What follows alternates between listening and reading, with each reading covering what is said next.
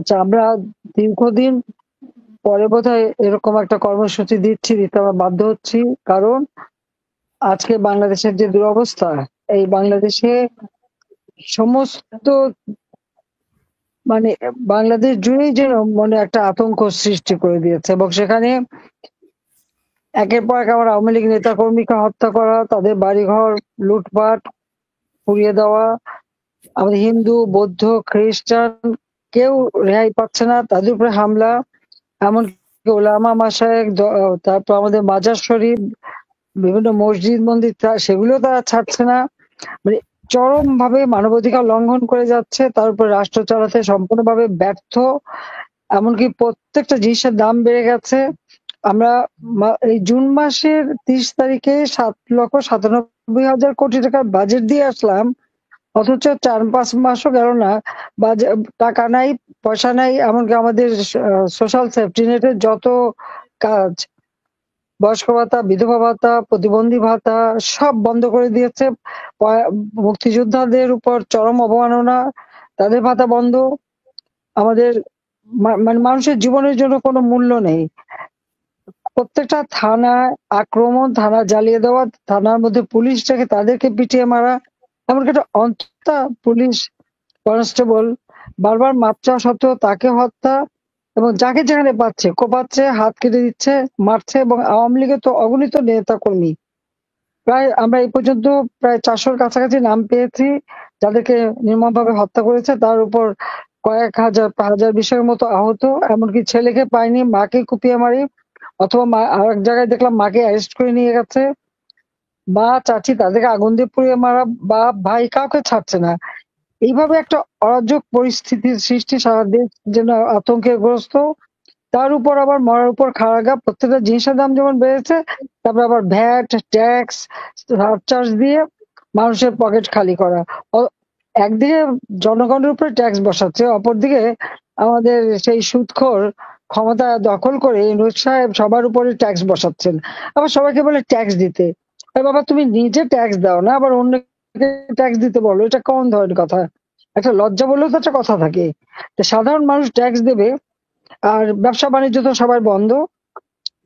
26 billion আমাদের reserve রেখে আসলাম, অথচ এলসি খুলতে দেয় না।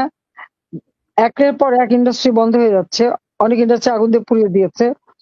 আর আওয়ামী লীগের নেতা কর্মীদের যা ছিল, ব্যবসা প্রতিষ্ঠান, ঘর বাড়ি, সবই তো জাতির পিতা বঙ্গবন্ধু শেখ মুজিবুর রহমানের স্মৃতি জাদুঘরেও আগুন দিয়ে পুড়িয়েছে। কাজে এই অবস্থায় এদেরকে ছেড়ে দেওয়া যায় না। এই অন্যায়ের বিরুদ্ধে প্রতিবাদ করতে হবে, এবং সবাইকে এক হয়ে থাকতে হবে। আর যে কর্মসূচি আমরা দিয়েছি সে কর্মসূচি সফল করতে হবে, কারণ রাষ্ট্র চালাতে সম্পূর্ণভাবে ব্যর্থ। একটা ক্ষুদ্র ঋণ দিয়ে গরিবের কাছ থেকে অর্থ চুষে নেওয়া, অতিরিক্ত সুদ নিয়ে নেওয়া, আর রাষ্ট্র চালানোর মধ্যে তফাৎ আছে। আজকে তারা যে সরকার চালাচ্ছে, ইউনূস সাহেব, তাতে মনে হচ্ছে যে রাষ্ট্র চালাতে না, জনগণের সম্পদ লুটপাট করতে ক্ষমতা এসেছে। আর তাদের সব থেকে বড় শত্রু হয়ে গেছে আওয়ামী লীগ। ছাত্রলীগ ব্যান্ড করে, ছাত্রলীগ ব্যান্ড করবার সে কে? অসাংবিধানিক ভাবে অস্ত্র, অর্থ দিয়ে চক্রান্ত করে দখল করেছে। এখানে অন্য কিছু না, সে দীর্ঘদিন ধরেই ক্ষমতার লিপ্সা। তার ক্ষমতার লোভের আগুনে বাংলাদেশ জ্বলছে। এই ক্ষমতার লোভের আগুনে আজকে বাংলাদেশ জ্বালিয়ে পুড়িয়ে ছারখার করে দিচ্ছে। সাধারণ মানুষ, খেটে খাওয়া মানুষ, দিনমজুর, তাদের কোনো আয় রোজগারের ব্যবস্থা নেই। এক বেলা খাবার পায় না একটা দিনমজুর যা কামাই করে। আওয়ামী লীগ আমলে তো এই অবস্থা ছিল না। আওয়ামী লীগ আমলে একজন দিনমজুর যে টাকা কামাই করতো, তাতে তার সংসারের খরচ চালিয়েও তার হাতে টাকা থাকতো। এখন আর সেই দিন নাই। আজকে কৃষক সার পায় না, সেচ পায় না, বিদ্যুৎ পায় না। আজকে শ্রমিক কর্মহীন হয়ে পড়ছে, একের পর ইন্ডাস্ট্রি পোড়ানো, অথবা তারা পুড়িয়ে দিচ্ছে, অথবা বন্ধ হয়ে যাচ্ছে। ব্যবসায়ীরা ব্যবসা করতে পারছে না। সাংবাদিকদের উপরে চরম অত্যাচার, হাজার খানেক সাংবাদিক চাকরি হারিয়েছে, এর ভিতরে কারাগারে বন্দী, অনেকের উপর জুলুম, তাদের এমনকি তাদের অ্যাক্রেডিটেশন কার্ড পর্যন্ত কেড়ে নেওয়া হয়েছে। দেখা যাচ্ছে পুলিশের উপরে সব থেকে বেশি অত্যাচার, সে পুলিশ আগুন দিয়ে পুড়িয়ে মারা, হাত কেটে ফেলা, পা কেটে ফেলা, পা বেঁধে ঝুলিয়ে রাখা, কসাইখানায় যেমন পশু হত্যা করে পশু কোরবানি করে যখন ঝুলিয়ে রাখে ঠিক সেইভাবে মানুষকে ঝুলিয়ে রাখা। এই ধরনের অনাচার আর কত চলবে? মানুষ শান্তিতে নীরবে থাকতে পারে না। চুরি ডাকাতি ছিনতাই প্রতিনিয়ত, এবং যে যখন খুশি যাকে খুশি তাকেই মারবে, কেউ কথা বলতে পারবে না।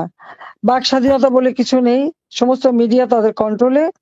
সংবাদপত্রে এবং সাংবাদিকতার কোনো স্বাধীনতা নেই। কথা বলেই তাদের উপরে জুলুম, এবং অনেক সাংবাদিক আজকে কারাগারে ৬-৭ জনকে তো হত্যাই করেছে। এই যে আর আওয়ামী লীগের নেতা কর্মীরা তো তাদের মানে চরম শত্রু। অপরাধটা কি আমাদের? আওয়ামী লীগের অপরাধ কি? পিতা বঙ্গবন্ধু শেখ মুজিবুর রহমান এই আওয়ামী লীগ সংগঠন করে, এই আওয়ামী লীগকে নিয়ে এবং ছাত্রলীগ আমাদের সেই রাষ্ট্রভাষা বাংলা মাতৃভাষা কথা বলার অধিকার আদায়ের জন্যই ছাত্রলীগ প্রতিষ্ঠা করেছিলেন।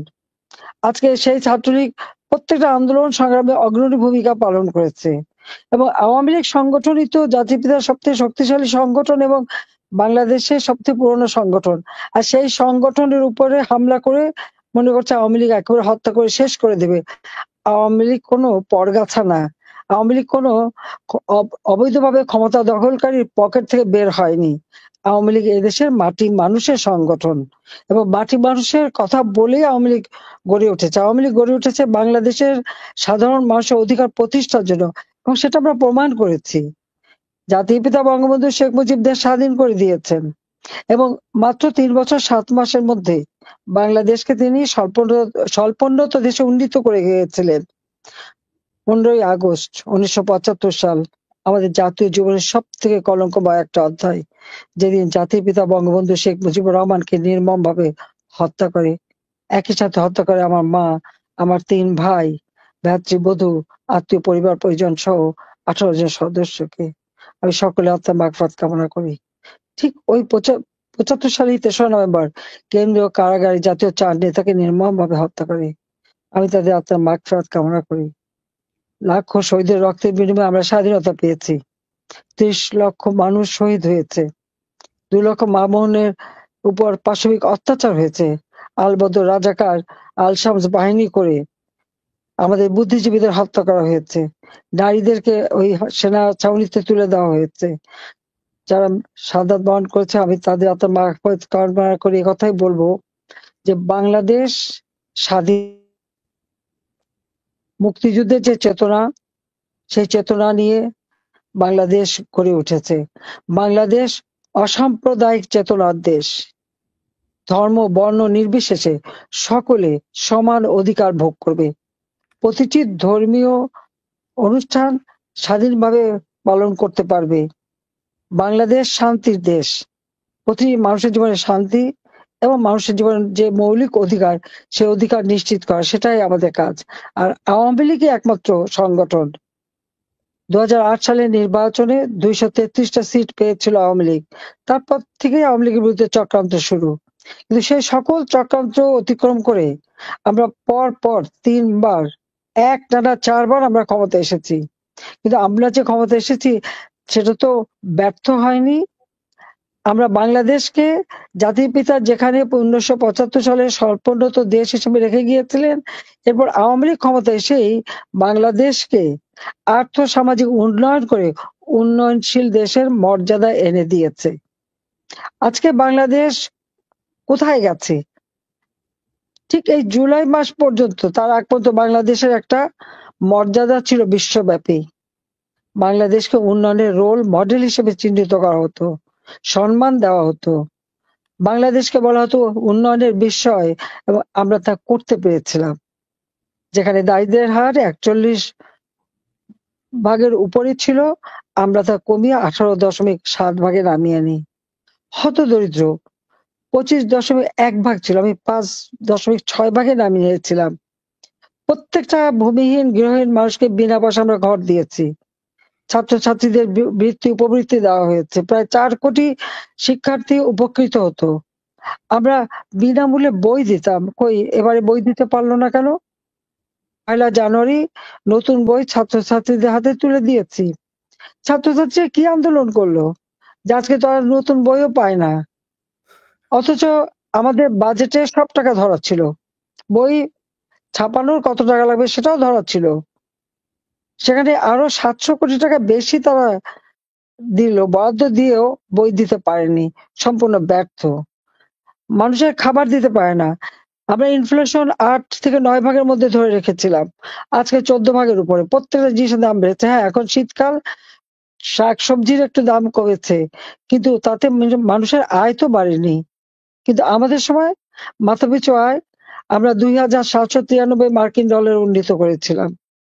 আমাদের প্রবৃদ্ধি আমরা 7.025 অর্জন করি 2023-এ। 2400 আমাদের যে প্রান্তিকে আমরা আওয়ামী লীগ ক্ষমতা থাকতে 6.04% আমরা প্রবৃদ্ধি অর্জন করেছিলাম।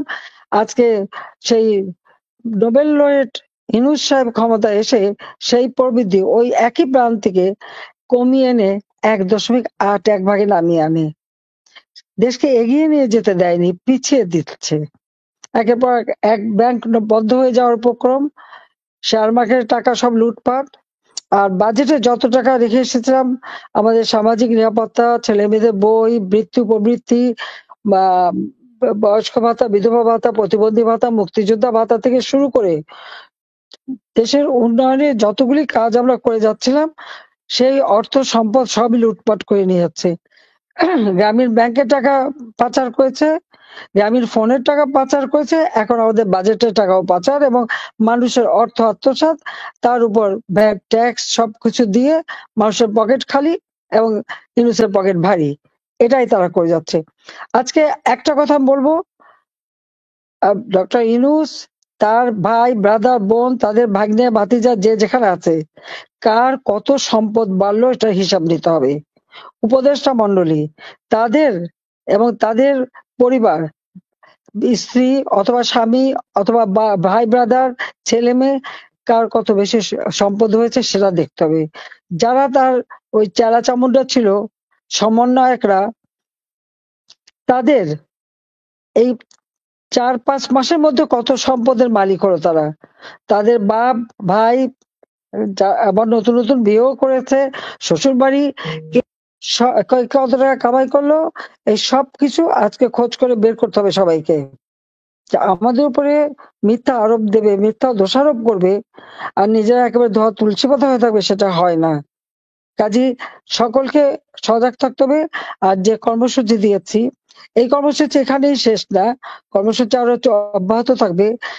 জানি এদের কোনো মানবিকতা বলে কিছু নেই, প্রতিনিয়ত মানবাধিকার লঙ্ঘন করে যাচ্ছে, মানুষের জীবন কেড়ে নিচ্ছে, মানুষের আহার, বাসস্থান, চিকিৎসা, শিক্ষার সব অধিকার কেড়ে নিয়ে যাচ্ছে।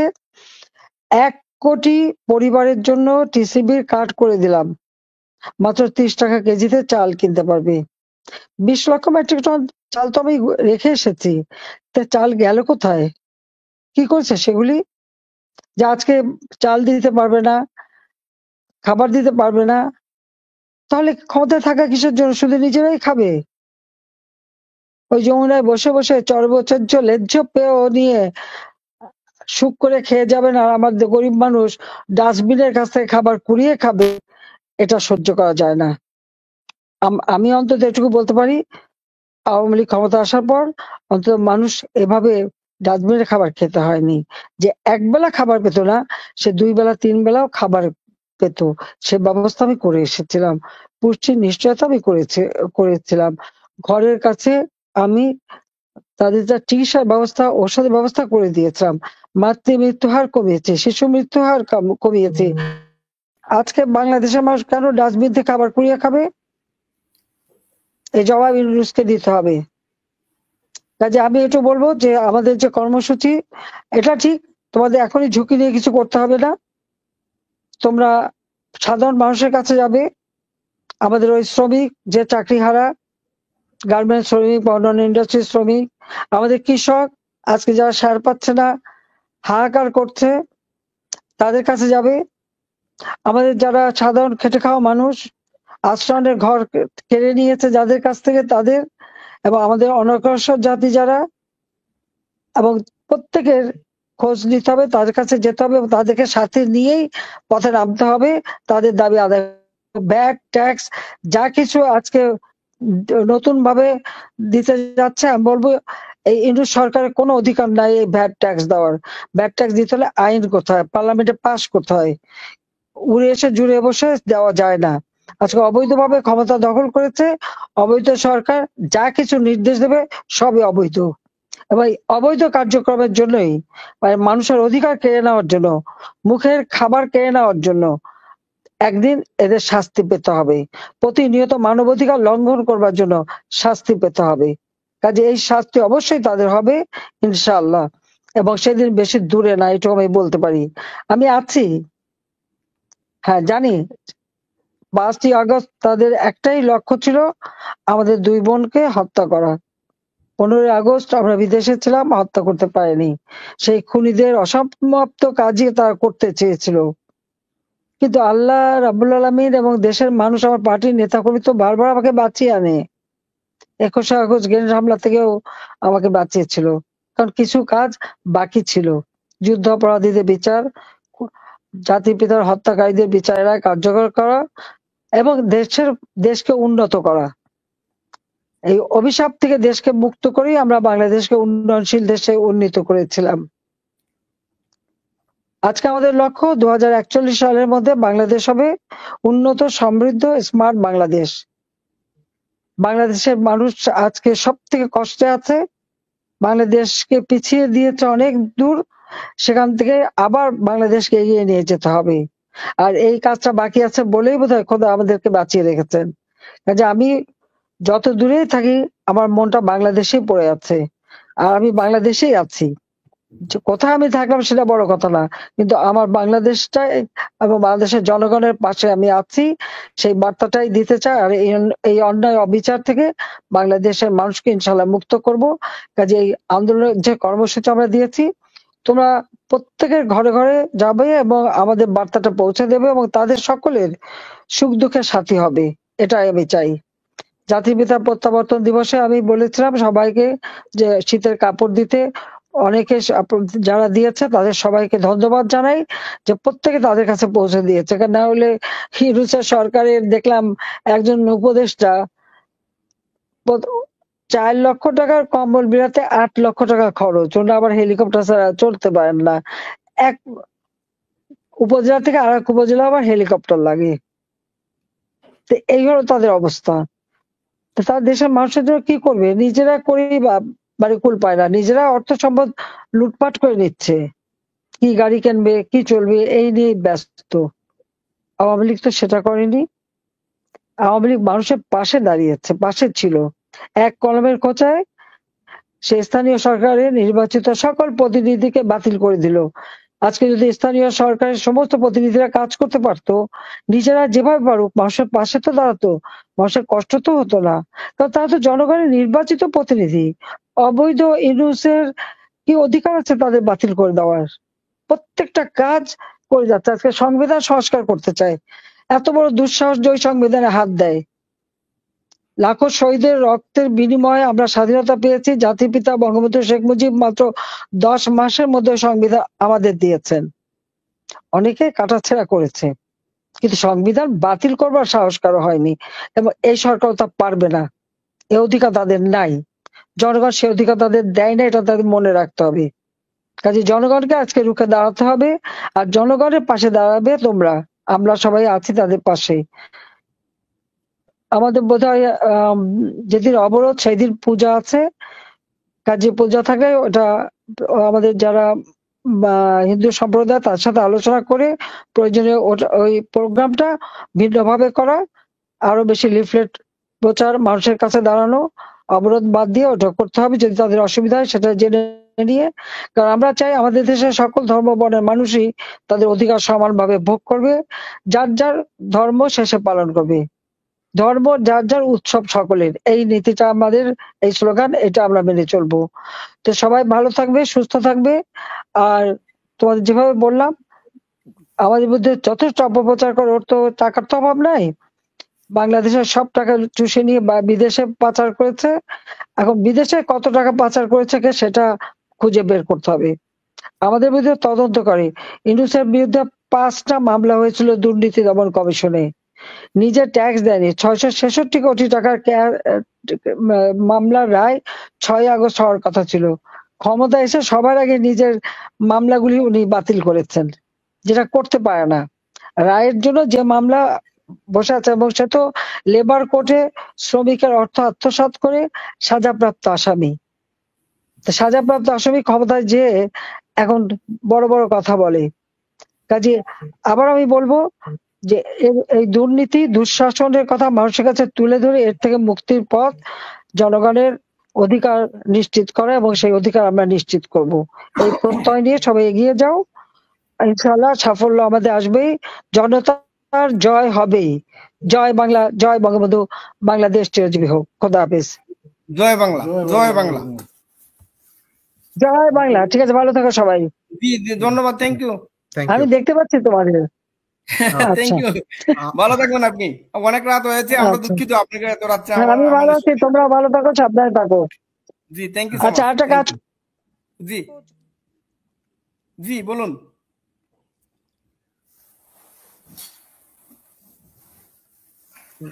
তালিকা বের করতে করো, প্রত্যেক উপজেলা পর্যায় পর্যন্ত একটু তালিকা বের করো। জি করতেছি আমরা এটা। আওয়ামী লীগ সহ সহযোগী সংগঠন এবং 14 দলের নেতা জি কোন জেলায় এবং কোন উপজেলায় কোথায় কতজন কারাবন্দী আছে সেটা একটা তালিকা বের করতে হবে। আর মামলার হিসাবটা করতে হবে। ইউনূস যেভাবে করে, তার বিরুদ্ধে শ্রমিকরা মামলা করেছে। প্রায় 168 জন শ্রমিক 10টা মামলা করেছে। সে বিদেশে হিসাব দেয় ওই 168টা মামলা। তো এখন আমাদের বিরুদ্ধে যত মামলা দিয়েছে আমরা ওই জন হিসেবে করবো। যেমন আমার বিরুদ্ধে আছে মামলা হলো 100, এখন বোধ হয় 100 কত 93টা না 95টা এরকম হয়ে গেছে। তো 100, এর আগে শুনলাম যে 153। হ্যাঁ, 200 ক্রস করছে আপনার নামে। কয়টার খোঁজ পেয়েছো? 200টা, 201 না, 250-এর উপরে। তাইলে আমি পিছিয়ে আছি। না, আমার 256টা হিসাব, 256টা হিসাব আমি নিজেই পেয়েছি। এখন 256টা হিসাব মানে 256টা মামলা। ওটাই বলতে হবে যে 256টা মামলা, এবং আমার সাথে এক এক মামলায় যতজন করে আসামি, প্রত্যেকটা আলাদা আলাদা একটা মামলা হিসেবে হিসাব করতে হবে। লোক বসাও, ওটা হিসাব বার করো। এক এক মামলায় যতজন করে আসামি ততটা মামলা। ইউনূস যেমন হিসাব করছে, আমাদের ওইভাবে হিসাব করে বের করো কত হাজার মামলা হয় আর কত লক্ষ মানুষ আসামি, ওটা বের করো। এটা আন্তর্জাতিক ভাবে তুলে ধরতে হবে। ঠিক আছে? যেমন আমাদের কালীগঞ্জ, ওখানে মামলা দিয়েছে, তাদের প্রায় 135 জন হচ্ছে এজাহারভুক্ত আসামি, আর 5 থেকে 6 হাজার অজ্ঞাতনামা। তাই সব ধরে এক একটা মামলা ধরতে হবে। 150 জন আসামি হলে 150টা মামলা, অজ্ঞাতনামা 5000 হলে ওই 5000টা মামলা। ওইভাবে মানে 5000 150 মামলা, এইভাবে হিসাব করে বের করো। ঠিক আছে? এই দায়িত্ব দিলাম, কয়েকজনকে বসাও, আইনজীবীদের কয়েকটা বসাও। আর প্রত্যেকটা বার ইলেকশন। আমার থেকে তোমাদের বেশি রাত হয়েছে, আমার এখনো বেশি বাজে নেই। আর আমি 12টা পর্যন্ত কথা বলি সবার সাথে। তোমরা এইভাবে হিসাব করো, হিসাবগুলি বের করে দাও আমাকে। এটা প্রচার করো যে কত মামলা দিয়েছে মামলাবাজ। ওই মামলাবাজের কত মামলা, নিজের মামলা প্রত্যাহার করে অন্যের বিরুদ্ধে মামলা দেয়। যাবে কোথায়? পার হবে কোত্থেকে? ওটা ধরে রাখবো, ধরে শাস্তি দেবো, চিন্তা করো না। ঠিক আছে, ভালো থাকো, খোদা হাফেজ। আর যেটা বললাম ওটা করো। আচ্ছা, জয় বাংলা, জয় বঙ্গবন্ধু। স্লোগান দাও, স্লোগান দাও, জয় বাংলা, জয় বাংলা, জয় বঙ্গবন্ধু। ওকে, খোদা হাফেজ।